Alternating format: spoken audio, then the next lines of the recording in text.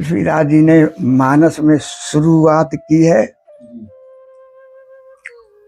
जो सुमिरत। ये मानस में इन्होंने लिख दिया है जो, और नहीं इसमें जय शब्द आया हुआ है। वो वेंकटेश्वर बम्बई वाले हैं खेमराज, वो तो उसमें जय शब्द आया है। अब जय और जो लगभग एक ही है। जय सुमिरत सिद्ध हुए, कौन? गणनायक कई वर बदन, लंबे पेट वाले गणनायक। तो अब हम अभी आप लोग बातचीत करते हैं कि कैसे सिद्ध हो गए, तो कहते हैं भोले बाबा की परिक्रमा करके आगे खड़े हो गए। बोले हम परिक्रमा कर आए। भोले बाबा बोले तू तो हमारा चक्कर मार रहा है और कहीं गया ही नहीं। कहते उन्होंने कहा ये साइन है तुम्हारे, तुमने लिखा है कि जो माता पिता की परिक्रमा कर लेता है वो फारे संपूर्ण संसार की परिक्रमा हो जाती है। तो अब भोले बाबा मजबूर हो गए, क्या करे, लिखा पढ़िए। बोले अच्छा ठीक। तो भैया देखो सब लोग जानते हैं, वो लिख रहे हैं जय सुमिरत सिद्ध हो गणनायक कई वर। तो गणेश जी किसका सुमिरन करने से सिद्ध हो गए? अपने माता पिता का। तो तुलसीदास जी को लिखना चाहिए शिव सुमिरत सिद्ध हो। बहुत अच्छे। शिव नहीं लिख रहे हैं, राम सुमिरत सिद्ध हो, कोई नाम नहीं ले रहे, जय जय चिल्ला रहे। कहीं न राम का नाम है न केवल का नाम है। तुलसीदास जी आगे भी कहते हैं एक अरूप एक अनीह अरूप नाम। वही बात जी ना, उसी लिए ये जय बोल रहे हैं। बिल्कुल बोले। हाँ, नाम न रूपा एक अरूप एक अनीह अरूप नाम ऐसे सच्चिदानंद परिणाम। अब संत के पास जाए तो सुख की चाह लेके जाओगी, अरे वहां तो अथाह सुख है। जब कुछ चाहिए तो अपना खाली करना पड़ेगा ना। तो संसार में ही दुख है और संत के पास सुख है। वो सुख क्यों है? क्योंकि उसकी चित्तवृत्ति, संत गुरुओं की चित्तवृत्ति जो है वो भगवान से लगी है। और भगवान सुख स्वरूप है। भगवान क्या है? सुख स्वरूप है। सुख स्वरूप परमात्मा के श्री चरणों से निकलता है सुख। उनका ध्यान करके देखो, इसको प्रैक्टिकल करके देखो, न सुख मिले तो हमको बता दो लौटे। भगवान के श्री चरणों से ही अमृत गंगा का भाव होता है। तो वहां से जो भाव होता है अमृत का, जो अमृत पान एक बार कर ले फिर उसको किसी जरूरत है। तो संत निरंतर गुरु चरणों के जो अभिलाषी होते हैं, जो संतों के सानिध्य में जाकर के सुख प्राप्त करना चाहते हैं, तो पहले न्यूट्रल खाली हो जाए, उसके बाद संत मिलन से जाए। तो ये देखिए, ये थोड़ी सी सुख और दुख हम सह नहीं सकते हैं। हमारे इंद्रिय काम करना बंद कर देता है, निष्क्रिय हो जाता है। ये साधारण चीज यार, भगवान का जो प्रेम है जिसके कारण भगवान अधीन होते हैं, भगवान कृपा करते हैं, भगवान साक्षात्कार करते हैं, वो सबसे बड़ी पावर होती है। उसको प्रेम पावर कहते हैं, शक्ति। तो उसके लिए बर्तन तैयार करना पड़ेगा आपको। ये तैयार करना है आपका काम, और उसके बाद वो प्रेम देना उनका काम। उनके काम से काम बनेगा, लेकिन तैयारी करना, एक खेत को जो उर्वरक बनाना, ये हमारा काम। मैं वही जानना चाह रहा हूँ महाराज, तो दोनों जरूरी है। मैं वही जानना चाह रहा हूँ। जैसे आपने बोला भगवान कृपा करते हैं, लेकिन हमें अंतःकरण शुद्ध करना होता है, हमारा काम है। हमें बर्तन तैयार करना होता है। तो मैं वही पूछ रहा हूँ, उसमें किन किन चीजों का उपयोग करें, कौन सा रास्ता है? मतलब जैसे कि हमें साधना करनी है, मतलब क्या करना है साधना में? नाम जप करना है, सेवा करना है, दान करना है, यज्ञ करना है, हवन करना है, इसके बारे में आपसे जानना चाह रहा हूँ। देखिए, अपने अपने जगह पर सब उचित है जी। कर्म भी शुद्ध हो, दान भी होना चाहिए जी।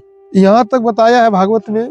जी। ये जो उद्धव परमहंस थे, वो भगवान कृष्ण जब जाने लगे थे लोग छोड़ करके, तो ये अब सत्संग मिला तभी विवेक ज्ञान हुआ। इसके बाद फिर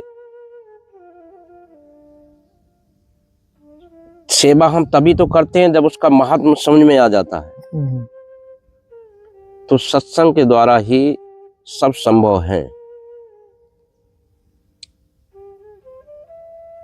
तो सत्संग के द्वारा सब काम बन जाते हैं। जिस मार्ग में आप जाना चाहें उस मार्ग में पहुंच जाएंगे। अर्जुन ने कहा मन अति दुर्नगरम चलम केशव, ये तो इतना चलायमान है, ये नहीं लगता मेरे से आप कहते हो। कृष्ण भगवान ने भी एडमिट किया, असम से महाभाव मन अति दुर्निगरम चलम।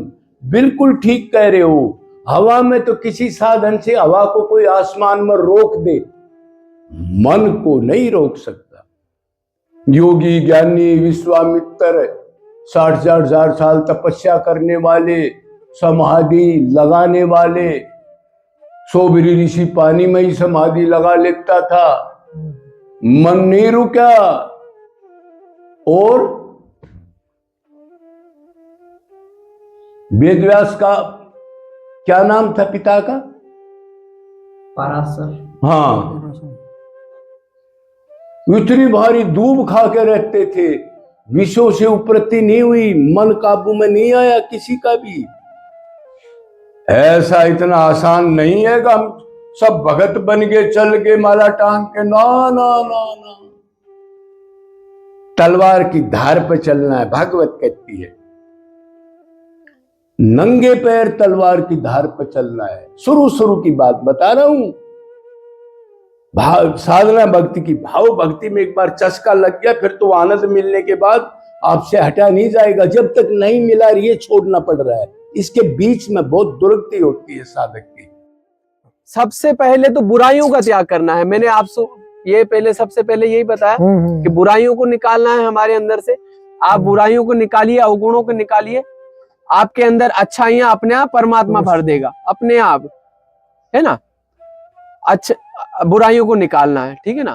फिर बुराइयों को जब देख लिया, फिर अपना स्वाध्याय करते रहिए, अपना स्वयं को निग्रह करते रहिए। इंद्रिय निग्रह, इंद्रिय निग्रह यानी कि देखना स्वयं को कि मैं क्या कर रहा हूं, मेरा आचरण कोई गलत आचरण तो नहीं हो रहा है ना।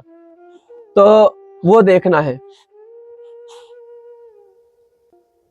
बात बदल जाती है, कहीं से कहीं चली जाती है महाराज जी। हाँ, तो बस ये है कि फिर उसके बाद जैसे बुराइयों को हमने निकाल दिया, तो उसके बाद धीरे धीरे जो त्यागी है, जो केवल जिनका उद्देश्य परमात्म प्राप्ति है, फिर उनको धीरे धीरे अपनी इच्छाओं का भी त्याग करना है। भाई जिसके बिना हमारा जीवन निर्वाह हो सकता है, फिर उनको भी धीरे धीरे कम करते जाइए। मतलब इंसान का, साधक का जीवन कम से कम खर्चीला होना चाहिए और कम से कम जरूरतें होनी चाहिए। हमारी जरूरतें कम होंगी तो हमें किसी की गरज कम निकालनी पड़ेगी, है ना। किसी से सवाल नहीं करना पड़ेगा, है ना। क्योंकि किसी से मांगना तो हमारे ऊपर, हम किसी से मांगेंगे तो वो हमारे ऊपर उसका भी ऋण चढ़ेगा, है ना। ऋण चढ़ेगा तो फिर वो ऋण चुकाना भी पड़ेगा। जब तक साधक, जब तक भक्त, जब तक कोई मानव अपने विवेक शक्ति को नहीं जगाता है, जी महाराज जी, तब तक वो सारा जीवन पूजा पाठ करता रहे, तीर्थ व्रत करता रहे, जी, जमुना गंगा नहाता रहे। अभी कुंभ लगने वाला है 45 दिन का, वो 4500 दिन का कुंभ अटेंड कर ले, सारे गीता भागवत रामायण को कंठस्थ कर ले, चारों वेदों को कंठस्थ कर ले। लेकिन अगर वह अपनी विवेक शक्ति को नहीं जगाता है तो उसकी आत्मा का कल्याण होने का कोई सवाल नहीं उठता है। क्योंकि जब साधक के अंदर, मनुष्य के अंदर विवेक का जागरण होता है, विवेक जाग जाता है, तभी उसको अपने सही कर्तव्य का ज्ञान होता है कि मैं दुनिया में किस लिए आया हूँ, परमात्मा ने हमें दुनिया में किस लिए भेजा है, क्या परमात्मा ने जिस काम के लिए हमें भेजा था हम उस काम को कर रहे हैं, और ये मानव जीवन कितना दुर्लभ है। मैं शरीर नहीं हूं, मैं आत्मा हूं, जो परमात्मा का अंश है आत्मा। तो उस आत्मा की प्राप्ति के लिए हमें ये मानव जीवन मिला है। क्योंकि मानव जीवन छोड़कर जितने भी और योनियां हैं, 84 लाख पशु पक्षी, कुत्ते बिल्ली गधा, वो सब योनियां सिर्फ भोग योनि है। वो भोजन कर सकता है, बच्चे पैदा कर सकता है, सो सकता है, और इसी ढंग से कुछ और सांसारिक क्रियाकलाप कर सकता है। लेकिन वो आध्यात्मिक साधना नहीं कर सकता, क्योंकि पशु पक्षी के अंदर विवेक शक्ति नहीं है। अब संत की पहचान क्या है? वो जो संत होगा ना, वो अपने इच्छा से कुछ नहीं कहेगा, और वो अपने मन में ध्यान में बैठे रहेगा। ये नहीं यहाँ चलो वहाँ चलो, बहुत से बातें, अपने खाने पीने के बहुत से बात है। संत लोग होते हैं तो एकांत में बैठे रहते हैं, अपने किसी से मतलब नहीं, हरी इच्छा से जो कुछ आ जाते हैं वो खा लेते हैं। तो देखो ये नहीं, संत सेवा किया, आखिर उनका पहचान बताया है ऋषभदेव भगवान जी।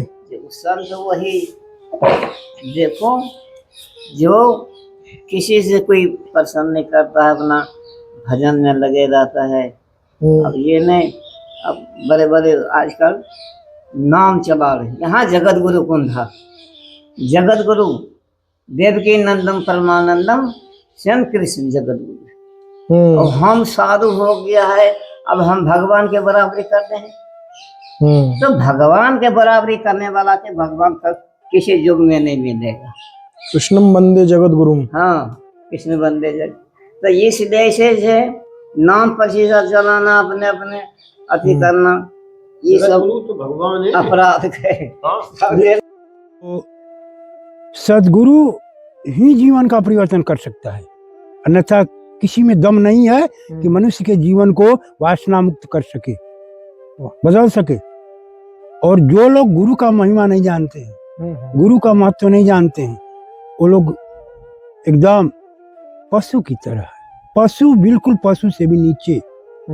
पशु तो बढ़िया है, उससे समझदार है, लेकिन पशु से भी नीचे वो गिरे हुए जीव है। तो वासना मुक्त जीवन को भाई बनाने के लिए सदगुरु की खोज करनी पड़ती है, करनी पड़ेगी। और बिना सच्चा सदगुरु मिले, है ना, ऐसे तो सब पंपलेट लगा करके, बैनर लगा करके, बड़े बड़े मंडलेश्वर महंत लोग हैं, ये धर्मगुरु लोग हैं, धर्माचार्य लोग हैं, धर्माचार्य कर रहे हैं, है ना। लेकिन भाई तत्वों का जो रहस्य बताने वाला है,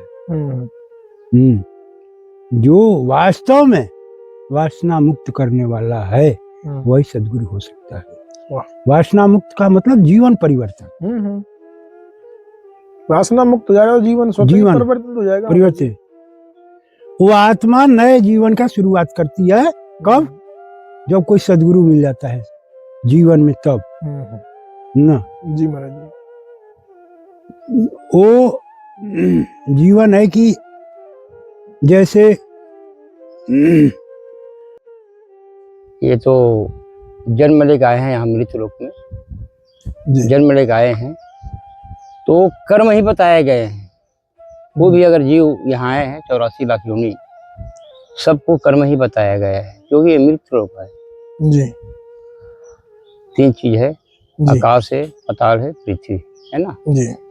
इसको यही में स्वर्ग है और यही में नरक बना हुआ है। बस कर्म ही प्रधान है, कर्म ही पूजा है।